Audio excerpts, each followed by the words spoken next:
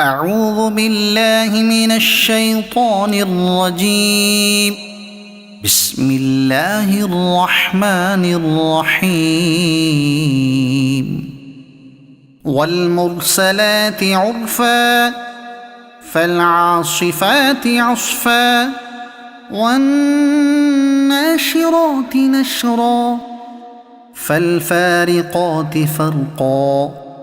فالملقيات ذكرا عذرا أو نذرا إنما توعدون لواقع فإذا النجوم طمست وإذا السماء فرجت وإذا الجبال نسفت وإذا الرسل أقتت لأي يوم أجلت ليوم الفصل وما أدراك ما يوم الفصل ويل يومئذ للمكذبين ألم نهلك الأولين ثم نتبعهم الآخرين كذلك نفعل بالمجرمين ويل يومئذ للمكذبين ألم نخلقكم من ماء مهين فجعلناه في قرار مكين إلى قدر معلوم فقدرنا فنعم القادرون ويل يومئذ للمكذبين ألم نجعل الأرض كفاتا أحياء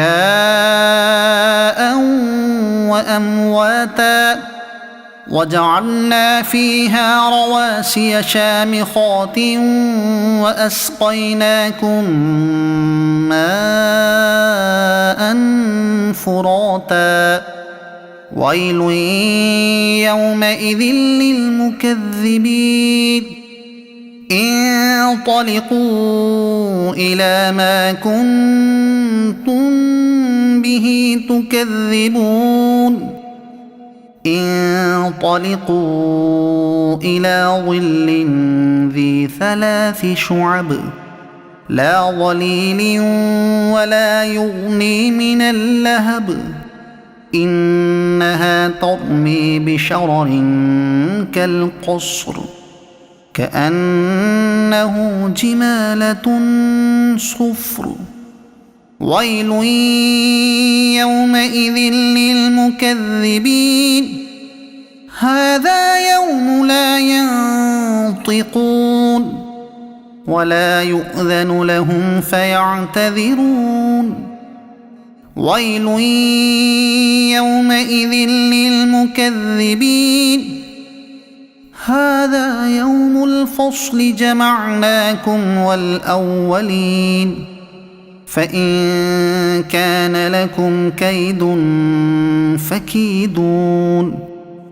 ويل يومئذ للمكذبين إن المتقين في ظلال وعيون وفواكه مما يشتهون كلوا واشربوا هنيئا بما كنتم تعملون إنا كذلك نجزي المحسنين ويل